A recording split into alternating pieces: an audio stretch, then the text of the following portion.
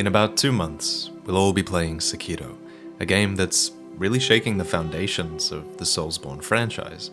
And the hardest thing for this community to wrap its head around has been the lack of RPG elements. Sekiro has no stat level up screen. You're forced to use a katana, and there are fewer gear choices. But recently, it has been revealed that Sekiro still has a surprising amount of character customization. No, you can't dress up as an Onion of the Deep or Princess Lautrec, but you can level up your character. You can diversify your playstyle, and you can even spec into different combos and special attacks. This is all done for the first time with something simply called experience. As you kill enemies, you'll rack up experience points, which actually aren't lost upon death, unlike in other Souls games. Once you have enough, you head back to the hub world, and then you invest them into 3 talent trees. One of these trees is called Shinobi, another one is called Prosthetic, and the third is called Samurai. It reminds me a lot of World of Warcraft's old talent system. You know, back when World of Warcraft didn't feel like a mobile game. So just like this, actually, these talent trees will contain both active abilities that you can unlock, and also passive effects that you can invest in. So let's take the Shinobi talent tree, for example. From what I understand, this would enhance things like your critical strikes, your stealth, basically everything assassin related. Take wall jumping, for example. This would be an example of an active ability, and an example of a passive Shinobi ability might be reducing your aggro range during stealth. Something like that. I'm sure you guys can think of more. Second, the prosthetic talent tree. This one's pretty self-explanatory. An active ability in this tree might be unlocking combo attacks for your prosthetics, like how Flame Vent can set your sword on fire, or how your shuriken arm can follow up with a katana slash. A passive effect in this tree would be increasing the amount of shurikens thrown, for example, as seen here, or maybe reducing the amount of spirit emblems you need to activate an attack. And third, the samurai talent tree, which I think will be my favorite, is likely going to focus on general combat. So in terms of active abilities, we know already that there are special attacks that you can perform by holding down R1 and L1, like this cross-slash attack, for example. So I bet there will be tons of other varieties to unlock in this tree. An example of a passive ability in this tree might be making you deal more posture damage, or allowing your healing gourd to replenish more health. And apparently, with enough experience, you can actually upgrade every talent in this tree and 100% complete your character, but it's unlikely that you'll be able to do this in a single playthrough. And experience isn't the only form of currency. There's also gold, another static resource that we use to trade with vendors. There's even apparently crafting materials that we can use to enhance our prosthetic arm, so this is pretty great. The more you explore the world, the more enemies you fight, and the more you enhance your character and diversify your playstyle. You can lament the loss of a stat system all you like, really, but you kind of have to admit, grinding for a new attack or a new skill is a bit more exciting than grinding to upgrade 1 point of dexterity. Not that I level dex or anything. Leveling up is done at the hub location, which is called the Dilapidated Temple, a place located on the Ashina outskirts. And like in other games, NPCs will occasionally travel here for quests or for trading, but we already know of 3 who will be there every time. First, the Sculptor. As expected, he's the one we go to upgrade our prosthetic arm with materials that we find throughout the world. Second, there's going to be a woman there named Emma. She's responsible for upgrading the amount of charges your healing gourd can contain, upgraded with an item called Spirit Water Drops. And third, and my favorite, the Immortal Soldier. I love this.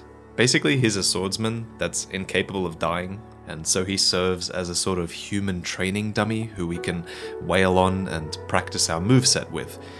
I really hope he whinges about it like Crestfallen would. I have a feeling that'll be the same sort of character.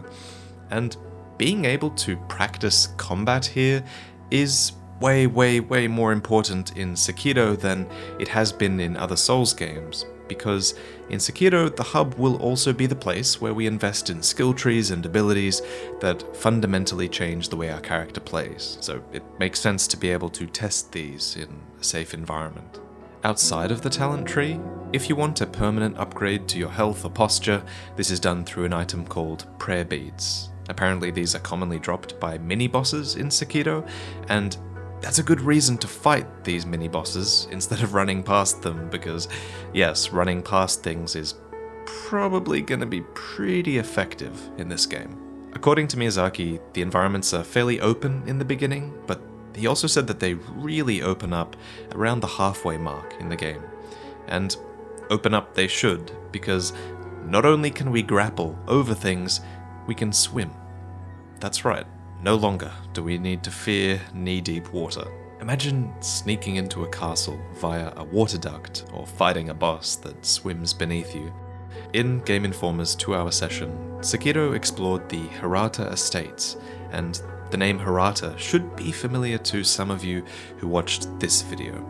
Apparently we travel back to this place in a memory, and this is accessed via the hub world, which raises the question, by visiting this memory, are we simply reliving something that has already happened, or are we capable of going back in time to change the past? And considering we still have our ninja prosthetic in all of these scenes, I'm leaning towards the latter. I think we might be able to change things here. The village is being razed to the ground by drunken bandits, and I can't wait to figure out why. The second mini-boss of this stage is one of these drunken bandits. His name is Juzo the Drunkard. In his second phase, he spits poison onto his weapon, which means it will probably damage you if you try to parry him, and this is a cool example of how they can subvert the core gameplay in Sekiro, because everyone's playing in a similar way, so everyone is going to have to find a way around this, regardless of your build. Apparently during this mini-boss, you can find a nearby NPC who will help you during this fight. But since there's no summoning system in Sekiro, there's no online, there's no soapstones or anything, reports say that if this NPC dies during the fight, it might be permanent. Not everyone is undead this time, you have to remember. And the concept of death permanence in Sekiro, for NPCs at least, could mark a pretty huge departure from all of the years and years of undead characters we've had with the Souls games. In those games, it was often difficult to pin down a canon death for the character, but in Sekiro, with well-defined death comes more emotional stories, and speaking of emotion, apparently some of these NPCs now have their own soundtracks. We've known for a while that the music is being composed by the legendary Yuka Kitamura, who has done in-house music for many From games before this, and she's going to have her hands full because there's more music in this game than in any other previous title.